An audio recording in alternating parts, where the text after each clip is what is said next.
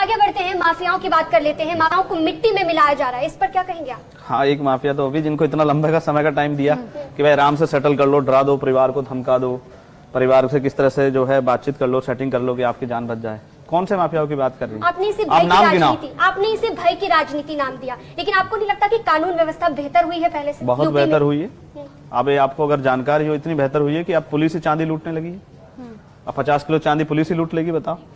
और पुलिस अपहरण में है, एक आईपीएस अपहरण में, और वो फिरौती मांग रहे हैं। और अभी मैं फिर कह रहा हूँ, काम जो अच्छा काम होगा उसका हम लोग समर्थन करेंगे।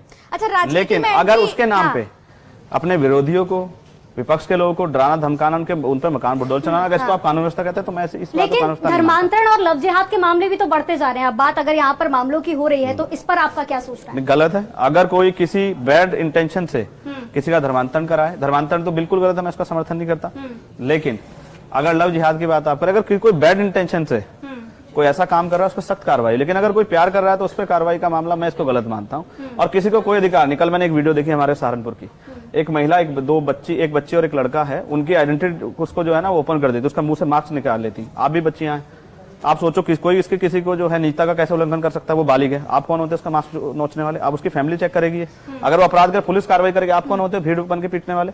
आपको किसने अधिकार दिया? ये सब दोनों तरफ है, चंद्रशेखर जी, ये दोनों तरफ है। मैंने कुछ मुस्लिम बच्चों की वीडियो भी देखी जो इस तरह लड़कियों को कर रहे हैं, और मैंने कुछ हिंदू बच्चों की वीडियो देखी जो इस तरह कर रहे हैं। मैं दोनों खिलाफ। चंद्रशेखर जी, देखिए धर्मांतरण की बात क्योंकि हो रही है, और धीरेन्द्र शास्त्री तो आप सुन ही रहे हैं उनको, तो उनकी इस सोच को, हिंदू राष्ट्र वाली सोच को से आप कितना इत्तेफाक रखते हैं? बस ये बहुत अच्छा सवाल किया आपने। क्या आप संविधान के खिलाफ हैं? यही मेरा सवाल। नहीं, अभी आप संविधान मैं तो नहीं, अभी आप संविधान के बारे में मुझसे पूछ रहे थे, यूनिफॉर्म सिविल कोड पे। मैंने पूछा आप इससे इत्तेफाक मैं क्या कह रहा हूँ? देखिए, ये भारत है ना, सेकुलर भारत, ये इसकी पहचान है। अनेक धर्म, अनेक जातियां, सबकी अलग परंपरा, सब कुछ। आप हिंदू राष्ट्र कैसे बना दोगे? और वो हिंदू राष्ट्र का एजेंडा क्या है आप पे? एक बड़े, अब हमने तो सीजीआई साहब को सुना, उन्होंने कहा आप एक हिंदू गांव भी बना के दिखा दो, उसकी क्या विविधताएं होंगी, उसको किसको क्या अधिकार होंगे, यही बता दो आप। उसमें कौन ऊपर बैठेगा, कौन नीचे बैठेगा, कौन शासन चलाएगा, कौन जो है सुरक्षा करेगा, यही बता दो। तो कोई एजेंडा नहीं है, सिर्फ राजनीतिक एजेंडा और कुछ नहीं है। और एक सेकंड, देश के प्राइम मिनिस्टर हिंदू हैं, बहुत सारे स्टेट में चीफ मिनिस्टर हिंदू हैं, प्रमुख सचिव से लेकर बहुत सारे अधिकारी हिंदू हैं। और कौन सा हिंदू राष्ट्र बनाना है भाई? जो सबको प्रतिनिधित्व देना पड़ेगा ना, वरना तो फिर अगर एक ही विचारधारा के सब लोग हो जाएंगे, सोचो इस पूरे न्यूज रूम में अगर एक ही विचारधारा के लोग हो जाएं तो दूसरे लोगों की तो बात नहीं होगी ना।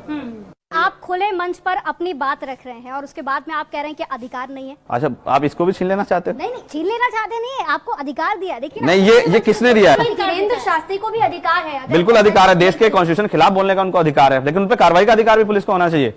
लेकिन ऐसा कुछ नहीं कहा उन्होंने। अब देखो, सरकार उनको बचा रही है, जिस दिन सरकार उनके एंटी आ जाएगी कभी भी नहीं बोलेंगे, फिर सरकार के साथ बोलेंगे। मैं जानता हूँ सरकार के रट्टा अच्छा, एक मुझे आपका बयान याद आ रहा है, काफी पुराना है, शायद आपको याद हो ना हो। आपने एक बार कहा था कि मैं नेता कभी नहीं बनना चाहता, मुझे कार्यकर्ता की तरह काम करना है। लेकिन अब तो आप एक बड़े नेता के तौर पर ही जाने जा रहे हैं। देखिए, जानने को तो अभी भी तो आप एंकर हैं, लेकिन क्या इसके बाद आप बेटी नहीं हो किसी घर में जाके? किसी घर की बहू भी हो सकती हो, किसी की चाची, किसी की बुआ भी हो सकती हो, किसी भाभी भी हो सकती है। अच्छा नेता के नाम से जाना नहीं, मैं फिर कह रहा हूँ, देखिए हमारी जो मूवमेंट है, हम जो काम कर रहे हैं जिस उद्देश्य के लिए, वो राजनीति उसका एक सिंगल पार्ट है। जब हम सामाजिक परिवर्तन की बात करते हैं कि चाहे जेंडर के आधार पे हो, चाहे वो जाति के आधार पे हो, धर्म के आधार पर, गैर बराबरी नहीं होनी चाहिए, चाहे वो आर्थिक आधार पे हो। तो जिस मूवमेंट की हम बात करते हैं गैर बराबरी के खिलाफ, वो मूवमेंट में हम कार्यकर्ता बन के अच्छा काम कर सकते हैं।